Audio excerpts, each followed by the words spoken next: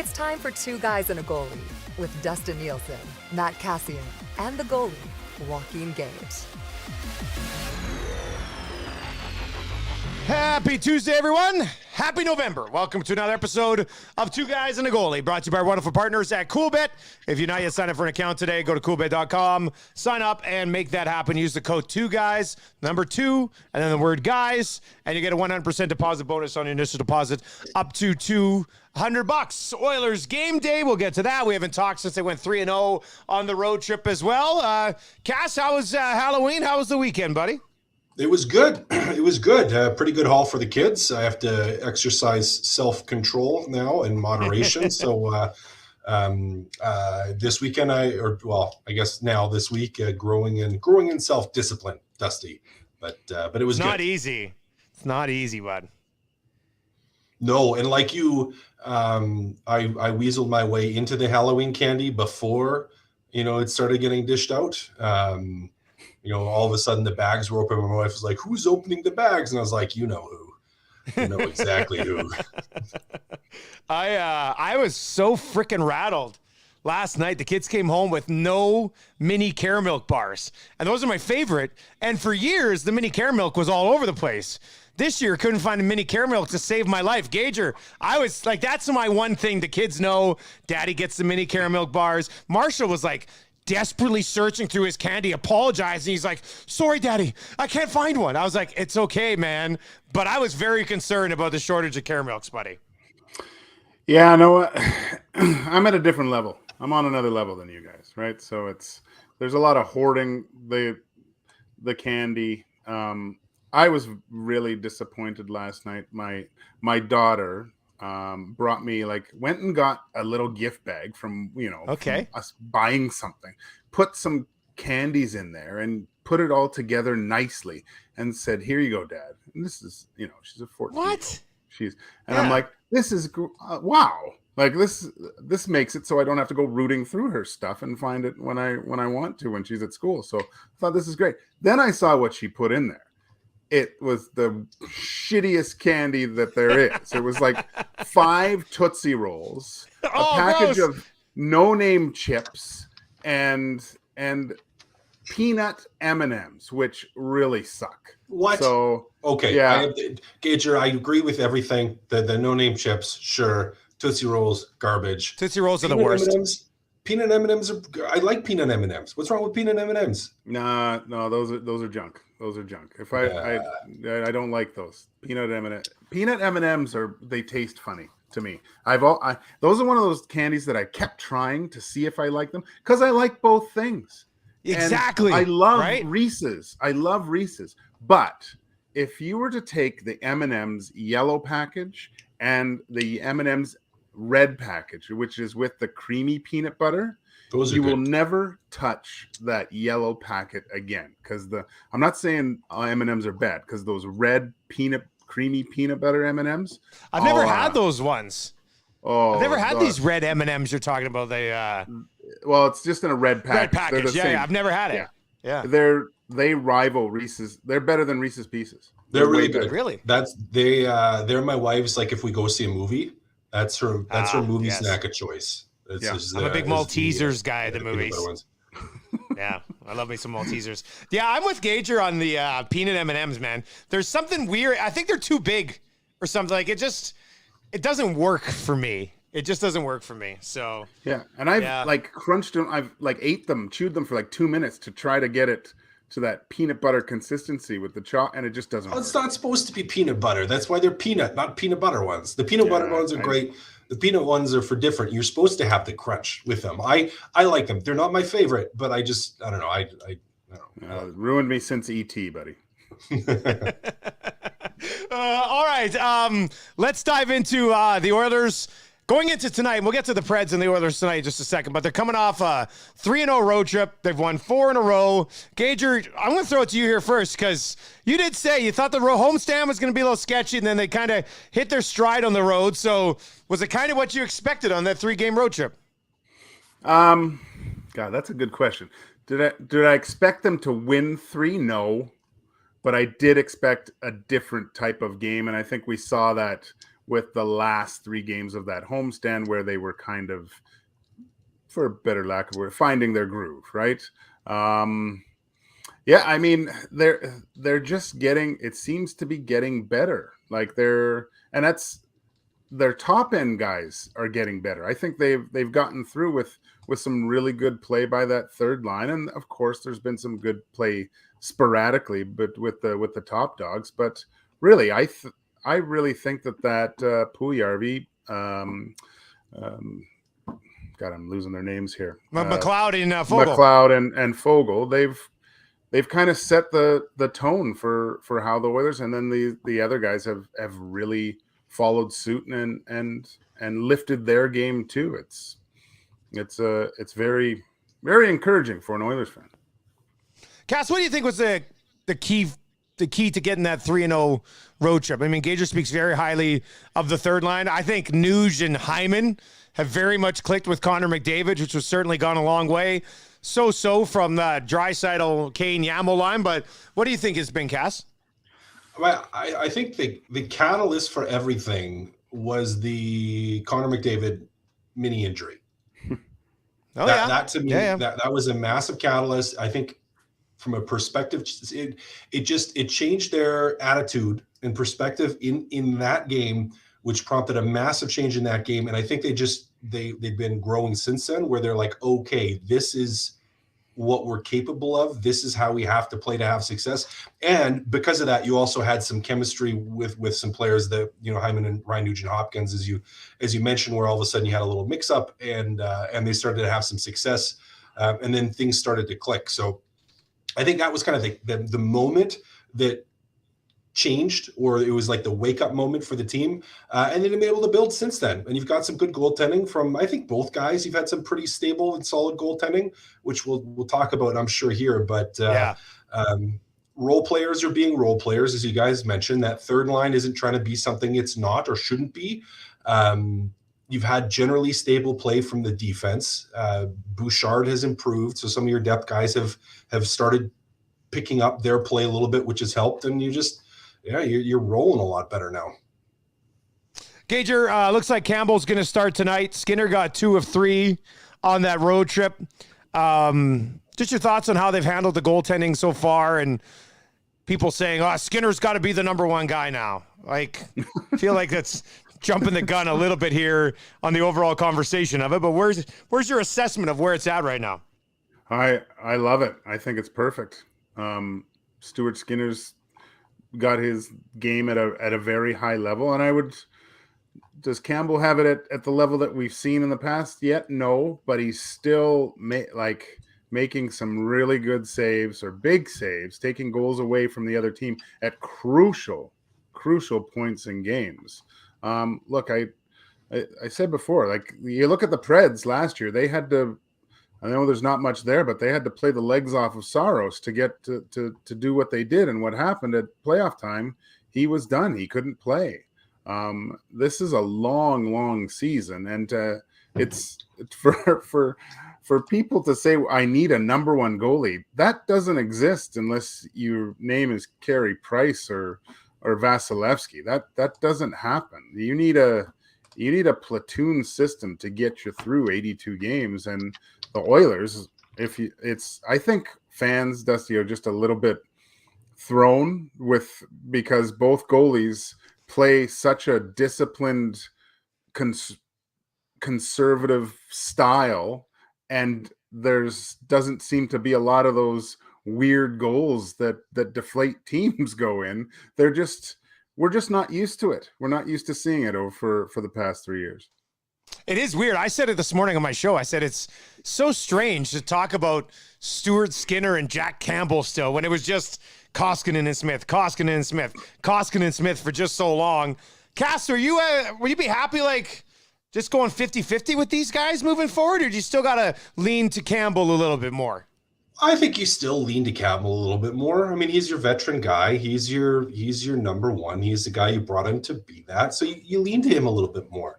With that being said, if you can have Stuart Skinner pushing and creating a positive, let's call it positive pressure on him, that's a massive thing. And if you have a situation where the players are comfortable with whatever goalie's in there, knowing you're going to get a good game, I mean, just all the better. I even just think, like, what happens if one guy goes down with an injury in playoffs or before playoffs? Like, knowing that you have two guys that you can have really good confidence in, to me, is just, it's super, super important. So I don't think it's like a 1A, 1B like tandem at this point yet. Stuart Skinner, it's not like he's had years and years in the league. However, what he has shown is that he is completely capable of playing at a really good NHL level. The more he continues to show that, the more opportunity he's going to get, the more you can play the goalies against each other, and the more you can have confidence in who you're putting out there, regardless of the situation. So to me, it's just a positive thing. And I don't think it creates a controversy inside the dressing room. I don't think it creates any kind of animosity. I mean, you have a young goaltender who's making his way in this league, and a veteran guy who had to do that and had to make his way in the league. That's a great teammate that's going to encourage and pull him up. And if they can both push each other from a play standpoint, it's just all the better to me. So it's a great situation at the start of the year to have two guys coming in and playing with some confidence, and to already have the team, backing both of them. Didn't I hear Woodcross say, like, he doesn't want to paint himself into a corner with guys too, right? Like, I think he's looking at the season in chunks of games, and he likes to be able to I think what his plan is letting guys know where their spots are. Like, I wouldn't be surprised, Dusty, if he has the next at least over this homestand, who's playing in which game. Like, I'm sure that these guys know that. That's kind of what I gathered, how he runs his goaltenders.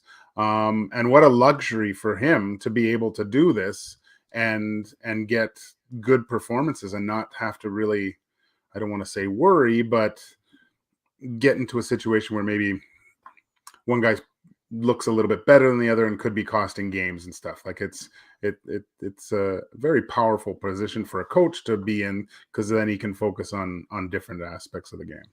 Very, very easy to work it out if you want. They get Tuesday, Thursday, Saturday, back-to-backs Monday, Tuesday.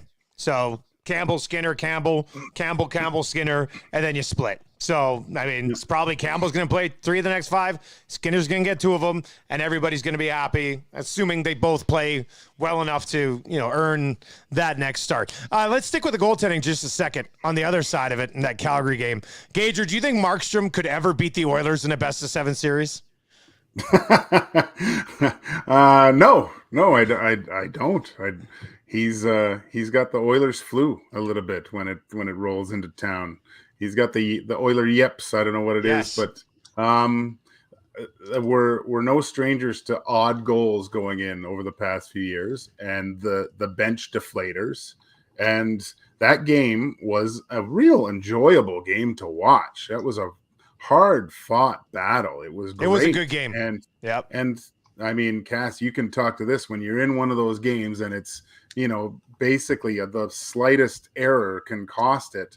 And when something like that happens on the bench, it's just, it demoralizes everyone. It's like, oh my God. And you try to pick it up, but it's a terrible time for that goal to go in for the Flames. And you saw what happened. It just put fire under the Oilers, and they took over. So yeah, I'd be worried about that matchup, because it does look like these teams are on a collision course.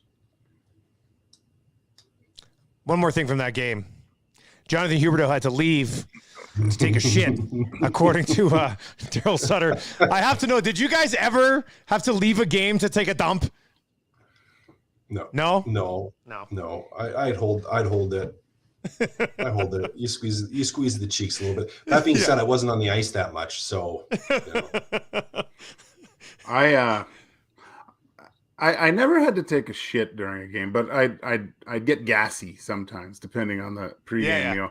And I would almost sometimes. Did I tell you this already? I would hold them in for, especially if I was playing against a team with a guy that liked like a real strong net front presence, and I would let him rip. That's funny. And even to the point where I remember my own teammates would go, Jesus, Gager, come on. And I go, got to get this guy out of here. You're not doing shit. I got to do something here. And so the guy would just be, holy shit, Gage, what'd you eat? And I'm like, well, get out of the way. I can't see. Yeah, that's funny. More effective than hacking in the back of the legs, Gager? I wouldn't take two.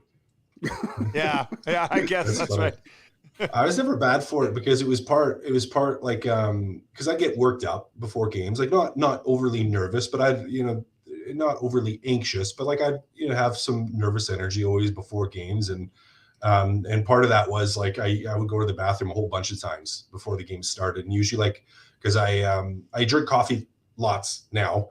Back then I only drank coffee on game days, and only after pre-game nap I'd have like one or two coffees or like an espresso or something before the game. And so it was always like that, a combination, I think, that the coffee and then the nervous energy, that it's just like it was part of my pre-game routine. Like I probably could have told you like the timing to a T from when I woke up to my nap to my frequent bathroom stops. So yeah, I never had to go during a game. I think Huberdeau was getting checked for something.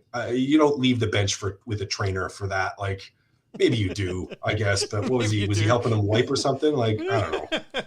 It was, regardless, it was a great comment. It was pretty funny. I take a dump before every single rec league game at the rink. I go in, I drop off my gear, I go out to like the washroom in the rink. I can tell you what every washroom and every rec league rink in the city is like. It's just, I don't know, I feel way better after. So yeah, and it's weird because it shouldn't be nerves because it's freaking div whatever it is or over 35 now, but I'm still just like, I get fired up. I just get fired up. My stomach gets rattled, man. Got to get that extra few tenths on the speed, Dusty. Yeah, exactly. That's right. Makes a huge difference. I go from moving super, super, super slow to just a little bit less slow. That's how it works. All right. Hey, one more on the Oilers. Kass, I have to ask you this because Eric said on the postgame show you brought it up with Kyler Yamamoto. What are your thoughts on? He doesn't have a goal yet. Does he deserve some of the heat, or he's not really getting much heat anyway? But all right, yeah. So here's the thing. Here there's a multiple things, and I heard that this morning. So thank you, Eric, if you're watching. Multiple things. So I'm gonna give you kind of a rundown like I gave on Ryan Nugent-Hopkins a little while ago. And then I'm going to ask you guys some questions. Fair? Yeah. Okay. So you're not going to, if you're a fan looking for something to complain about, not going to complain about Connor McDavid. Not going to complain about Leon Draisaitl. You maybe some people, and they do complain about Darnell Nurse on the back end defense. So that's a defenseman. Not really going to complain about Stuart Skinner. Not really going to complain about Jack Campbell. So with Ryan Nugent-Hopkins playing really well, putting up a whole bunch of points, scoring a lot of goals, people aren't going to complain about him. Not going to complain about Zach Hyman, who all of a sudden, if you're looking to complain, are you going to start complaining about? You got Puljujarvi, which they do, and you got Kyler Yamamoto, which they do. Those are the two. So just in a looking for things to be frustrated about, because we're fans and we always find something to be frustrated about, that's the kind of the order where he's falling into that now. Okay. Let's go with this. Do the Oilers have better internal analytics than just if you and I went to a random website that uses a computer to track? I would sure think so. Yeah. If the Oilers have access to this and they're watching it and they're breaking down video every single day to a level that you and I and every single Oilers fan that's out there does not do, with experience behind it, along with their analytics, why is he still in a top two line? Because they like the third line right now and there's nobody else, I guess. Well, because there's nobody else. It certainly could be a point. One, yeah. We have also seen in the past with different set of coaching staff, Kyler Yamamoto, even when he wasn't putting up points, stay in the top two lines. Why? Yeah. Why? Because the internal analytics that they're going to use, that they actually track things, are going to say that he, from a defensive standpoint and from a forechecking standpoint, and from a positioning standpoint, and from basically all the metrics to his game, he is going to make the line he is on better. He is going to enable McDavid. He's going to enable Draisaitl. He's going to enable who he's playing with to play the way they need to play in order to have success. They're also, and this is what Eric was talking about, are still only 60 minutes, 65 if you go to OT in a hockey game. Are you expecting him to score at a goal a game pace or 0.5 goals a game pace, and the Oilers to all of a sudden increase their goals for number by that significant margin without increasing the minutes in a game? No, you're not going to. You're not going to. There's only so much ice. There's only so many people on the ice that are going to get points in any given situation. That's another reason. Maybe the biggest here, kind of that those are the bottom. If those are the pyramid, those are the bottom of the pyramid. You know, if we're working up to the periods, to the smaller reasons, but still really important, the one that I'd put at the top is that 97 and 29 love playing with him. He makes them better. They feel he makes them better. So why are you complaining about him not scoring goals, especially when the Oilers just won 4 games in a row? Like if they were on a 5-game sinker and he hadn't put up a point and he was playing horrible, I get where you'd be like, okay, well, I have this and this and this issue with him. I get where you're like, okay, well, we want him to score more and produce more. Sure, fine. We do want him to score more. We do want him to produce more. We do want him to get more points. But why are you worried about it right now? I am not at all. Case in point, who was instrumental in Leon Draisaitl's game-winning goal? I was just going to say that. Yeah. Who was instrumental in it? Yeah.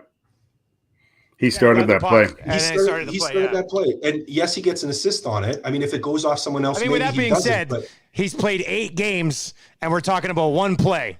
And he plays 17 minutes a night, and he's only had more than 1 shot a game twice. And he's in juicy minutes. In juicy minutes. Okay, so how have the players that he's played with, how has their point performance been? Well, McDavid's been better since he got away from him. I mean, McDavid with Nuge and Hyman is way better than McDavid with Yamamoto. Right. They have been better. Absolutely. But are you going to peg that all and say it's just because the player Kyler Yamamoto? I would say no. Probably not. Yeah, probably not. No. Yeah. No, it's not. I don't know. I just and again, that's one play. That's an easy play to pick out. But the thing is he does 100 little things in a game that generally you do not notice that make his team better. So again, I'm not saying it's like, you know, we're not saying he's an $8 million player here, especially for the value of his contract right now. Like all I'm saying is he's a top 6 guy that fits in that top 6. He makes those players better. He's a capable player. When the Oilers are winning, why are we worried about his points? I am not. I'm not. Again, if they lost a whole bunch, a ton in a row, sure, harp on him, say he needs to be better, say he needs to score more goals, whatever. Those points are going to come. I'm not concerned about it at all. And I guess, yeah, final small one is who are you going to replace him with anyways at that dollar value that's going to be a good fit on those lines? You're just not going to find anyone. You don't have anyone right now. So yeah. I don't know. Sorry guys. That's a lot of me talking, but no, I thought you laid it out. I thought you laid it out pretty well. I think we also have to add in there that he's always been a streaky player. I mean, he'll go on slumps and then he'll get red hot for a while. So, Gager, anything to add on Yamamoto? Like, what are you seeing with him? Yeah, I mean, Kass said it. I think the biggest problem is we go back to the nudie line, I believe is what Kass called it, and we saw what he was capable of, right? And he just, like you said, Dusty, he went on a heater back then. There's a point per game for 27 games. Like, yeah, so I think we're still kind of waiting for that to reemerge with Kyler, and we just haven't seen it since. So it's definitely there, but yeah, we just haven't seen it for a while. He's also dealing with injuries, so yeah, that's true. Another seems a little bit banged up. Thing we can put there. All right, so Kass, I heard from a little birdie that you're actually going to be down at the rink tonight tying Roman Josi's skates for him, just so he doesn't hurt his back. Right, number 5 on your rankings. Are you excited to see Roman Josi tonight? Yeah, I'm excited to see him. Hey, he's one of the best defensemen in the league. 2A, both ends of the ice. He's going to play a ton tonight. He's really good. So he's fun to watch, guys. He's fun to watch. Well, I'll be there. I'll be watching too. So Yeah. We're with a couple of pregame stars right here. Gage on Oilers Plus, Kass on TSN 1260. I'll be running around like a chicken with my head cut off with two little kids, so it'll be fun. I'll be able to settle in at some point and watch the game. Couple other things quickly. Maple Leafs, in somewhat hilarious fashion, are 4-4-2 to start the year. And, it's not so much the rest of the country, but inside that market, they're getting pretty nasty on the Maple Leafs right now. There's a lot of Barry Trotz discussion. Like, is Barry Trotz going to be the savior this year for the Toronto Maple Leafs? I think Austin Matthews only has 3 goals in 10 games, so he's way behind McDavid already.